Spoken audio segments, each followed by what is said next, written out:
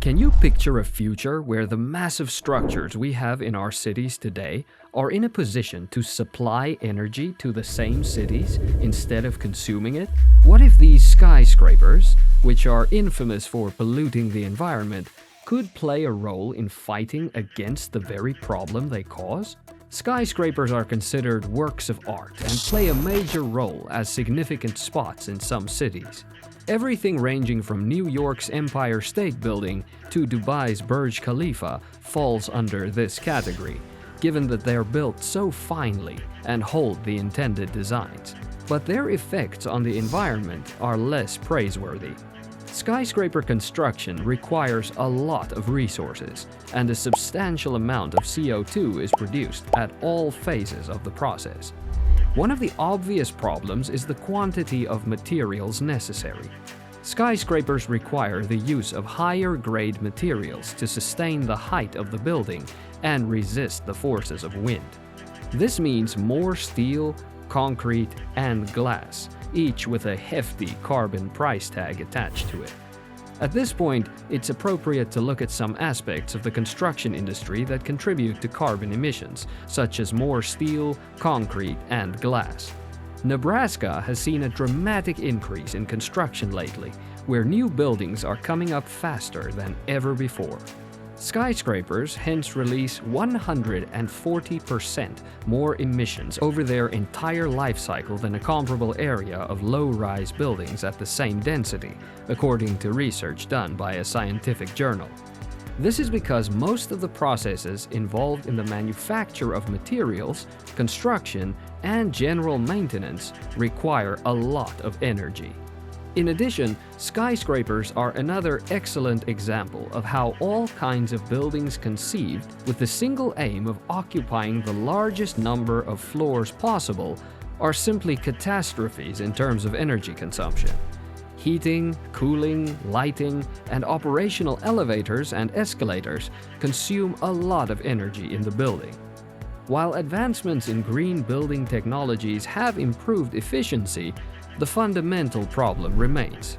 High-rise buildings are said to use a lot of energy when, in fact, the space taken up by these buildings is comparatively smaller.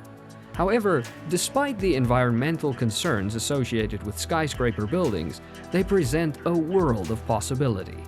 Solar energy, one of the most effective sources of renewable energy, has experienced tremendous development in terms of efficiency and cost in the last few decades. Most of the sunlight that reaches the surface of the Earth can, in theory, supply the world's energy requirements for a long, long time.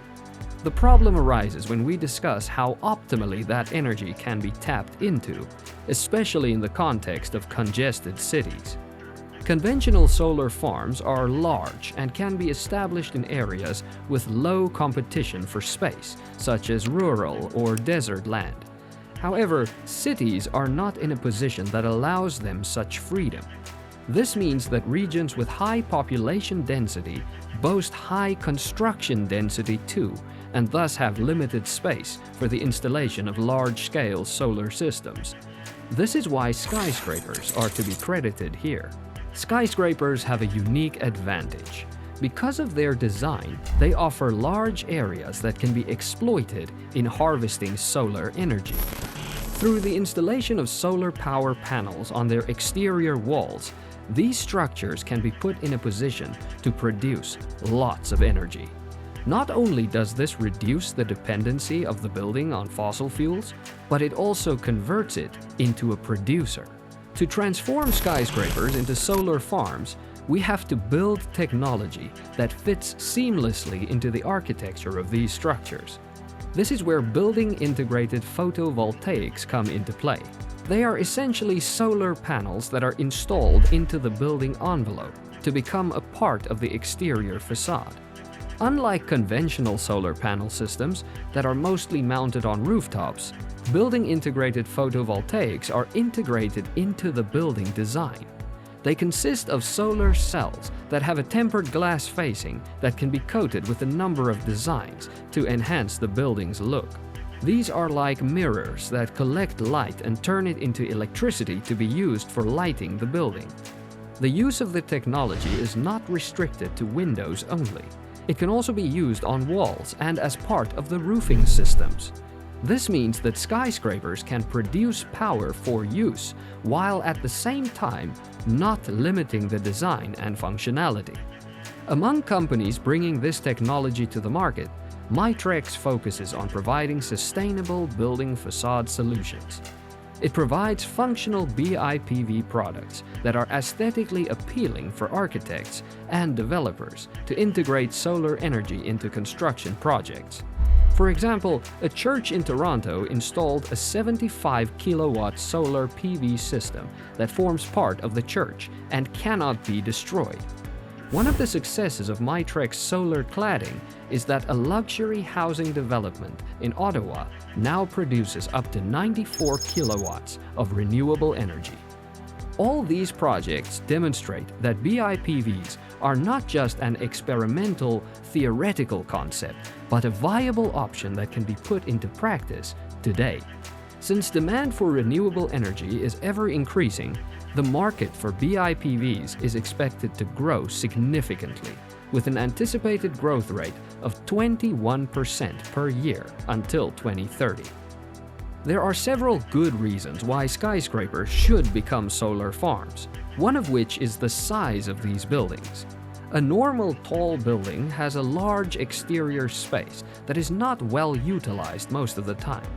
For instance, the Burj Khalifa, which comprises office and residential units as well as commercial spaces, has a predicted facade area of approximately 111,500 square meters.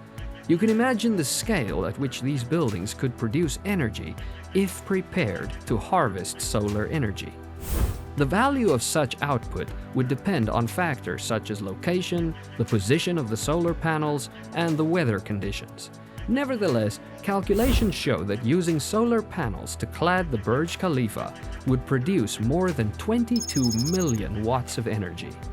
This is enough to supply thousands of homes with power, making this building's energy contributions a vast improvement in its carbon emissions. But it's not only about the Burj Khalifa returning in terms of the growth of society and the needs of its members. In fact, nowadays, many skyscrapers around the world have already decided to incorporate solar technology. In Shanghai, the Chinese agricultural company LAD has their headquarters with pleated roofing panels made out of photovoltaic panels, thus optimized for capturing the greatest amount of sunlight. The first and perhaps most dramatic is the BIPV project in the porcelain factory in Jiangxi, where 665,000 square meters of solar panels were installed. Nonetheless, as more synergized projects prove the possibility of incorporating solar energy into architecture without obliterating it, receptiveness is bound to rise.